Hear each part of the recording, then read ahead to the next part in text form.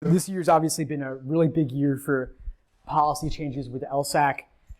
One of the biggest changes, aside from the digital LSAT, is just them offering it more frequently. Used to be only 4 times a year. Now it's going to be as many as 9 or 10 times a year, nearly every month. So that has a number of impacts. One of them is that it means that retaking is easier than ever to do. It used to be that you'd have to retake 2 to 3 months later and stay fresh on the LSAT 2 to 3 months longer.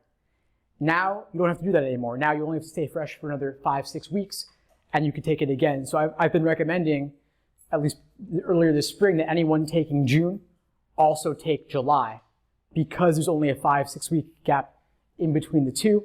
You take one timed exam a week, and through nothing more than blind luck, you could do 3 points better. There's a margin of error of 3.5 points on either end with your LSAT score. So one day you get a 160, next day you get a 157, following day you get a 163, even if your understanding of the LSAT hasn't changed at all.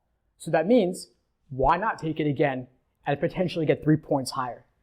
If you get the same score, or you get 3 points lower, no big deal, because law schools don't average multiple LSAT scores. They only take the highest. So if it's easy for you to retake, I would definitely recommend doing so. You don't want to take it too many times, of course. If you take it more than 5-6 times, it starts to look like you're a little flaky, or maybe you don't really know when you're ready and when you're not ready.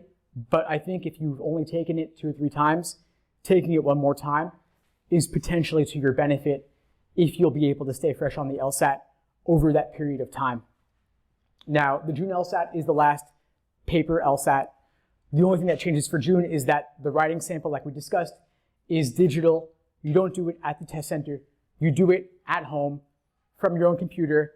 They'll monitor you with a webcam and a microphone for security purposes to make sure it's really you taking it. So you'll hold up your government ID to the camera to show them it's really you. You'll have 35 minutes.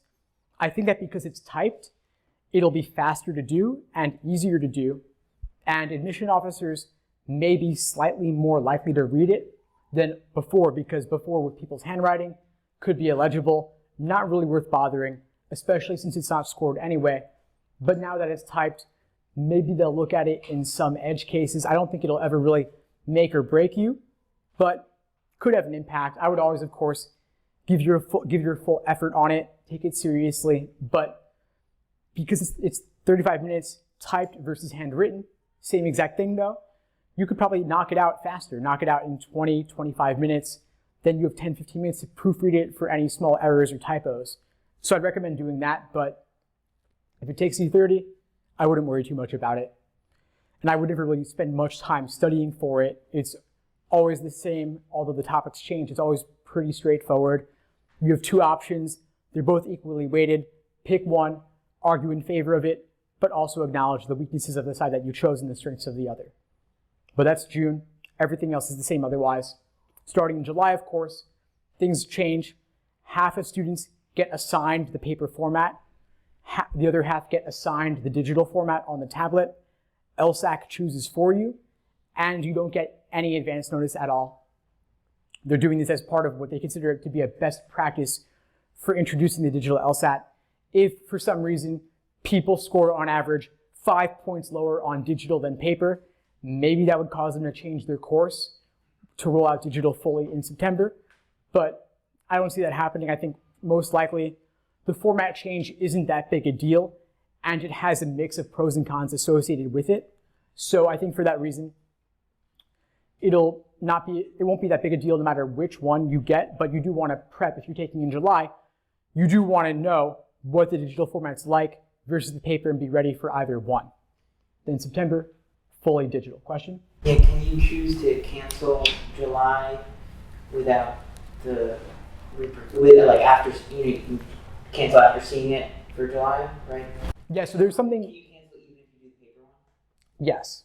So that's another thing I should mention is that one thing that makes July special, aside from half of students getting paper, half getting digital, is that they let you see your score before you decide whether to cancel or not.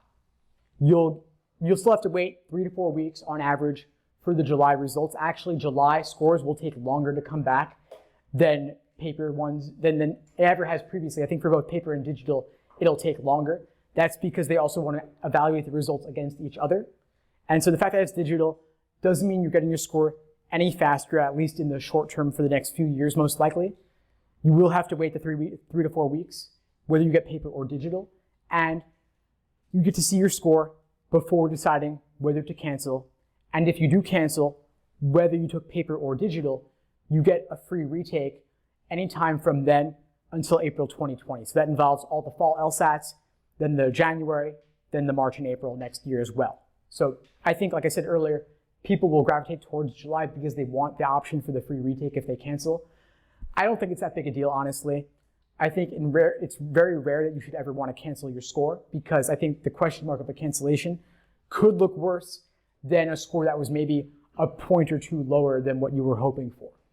If you know for a fact that you did it horribly wrong and scored maybe 20 points lower than you ever thought you would on a practice test, then go ahead and cancel.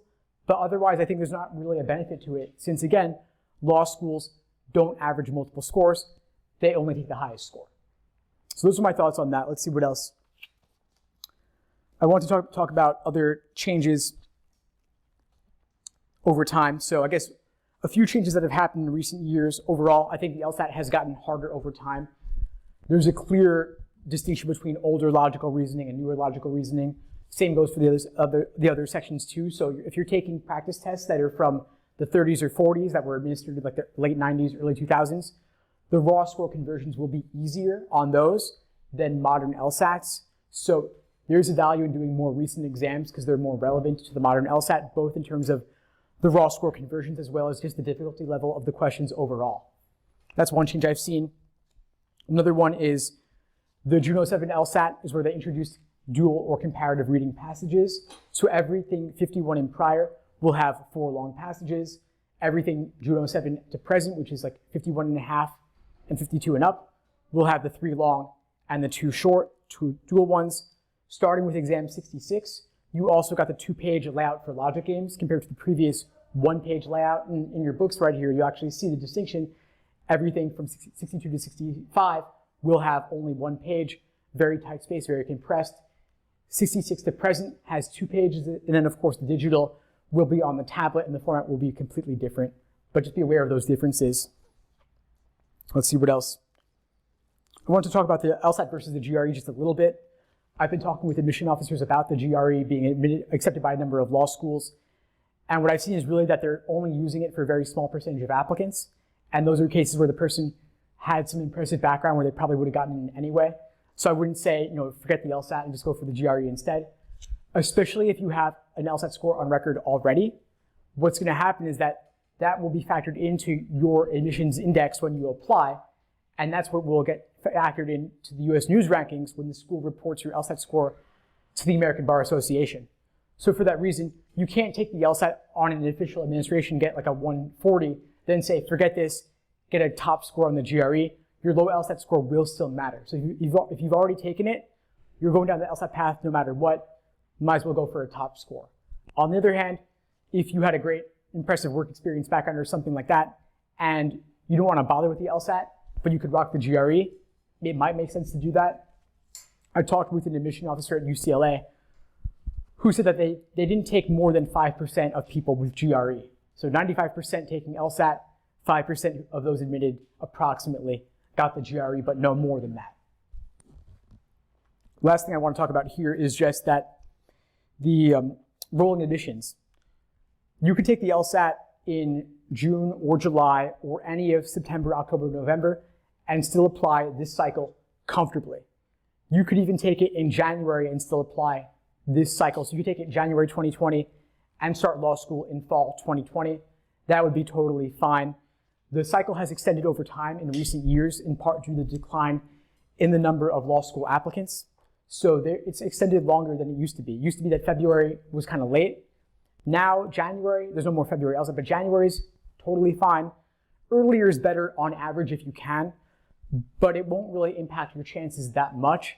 It may impact scholarship money slightly because there's more money available at the beginning of a cycle than later in the cycle. But there's also a strange phenomenon that happens where at the end of a cycle, if they haven't given away all their scholarship money, they may be more generous with it towards the end because they want to use it up for that cycle. So you could potentially have some negotiating power in June if there's scholarship money available at that time and you're applying at the end with a score that's significantly above their medians. So just something to keep in mind there. I know I've covered a wide variety of things. Any topics you want me to touch on? Can you send in the rest of your application without the LSAT score? Like if I have everything else ready in August and I send it in as soon as it opens and then I take a later LSAT? Or Yeah, do you I can. wait until I get my score to send everything in? You can submit your materials before you get your LSAT score back. They won't evaluate your application until they have the LSAT score, but if you want to knock it out, that's fine. The only downside to that is potentially, let's say that you applied in September and you took the October LSAT. Once they get your October LSAT score, they might evaluate your application immediately when you say, you know what, I took October, I did okay, but I want to retake and potentially do better in November. They might already have started looking at it too early, and you can tell them, hey, don't look at it yet, wait for November, but signals could get crossed, they might get disorganized and forget and just look at you with the lower score when you might take it a month later and get a higher score. So I'd say if you want to get it already, that's great, but don't actually upload it to their site until you're ready to do so with your final LSAT score that you want to apply with. One more thing I should mention on the retakes is that along with LSAC's other various changes in the past year or so, they've removed the limit on the number of times you could take the LSAT. There used to be a limit that you could only take it 3 times in a 2-year period. That has since been lifted. So you can take it 5 times in a 2-year period if you wanted to. I'd say again, I'd recommend taking it max 5-6 times total, because more than that starts to look like you don't know what you're doing. But 5 or 6 is okay, and I think that the combination of the removal of the limit on times you can take it, plus the more frequent test dates, more people are going to be applying with more takes on the records no matter what. And a take could also be a cancellation. So maybe you have 2 scores and 2 cancellations, and you have an addendum explaining at least one of those cancellations, that's fine. And then if you can get a higher score, even just a point or 2 more will cancel out the extra takes that you have on record, because they're not evaluating you in the US News rankings with the number of times the applicant took the LSAT. They're evaluating the school based on the score of the applicant overall. So you have to look at where their incentives are. Really overall, their incentive is to consider the highest and not really to place too much weight on the number of times that you've taken it. Now, of course, a person who got a 170 on the first shot versus a 170 on the third shot, first shot looks better, and that, of course, looks much better than a 170 on the 5th attempt, but still, the score is what they end up considering in the end. Thanks for tuning into the show. Please subscribe if you haven't done so already to be notified of new episodes as I release them, and feel free to reach out if you need anything at all as you move forward with your prep. I'm happy to help however I can. In the meantime, I'll wish you all the best and take care.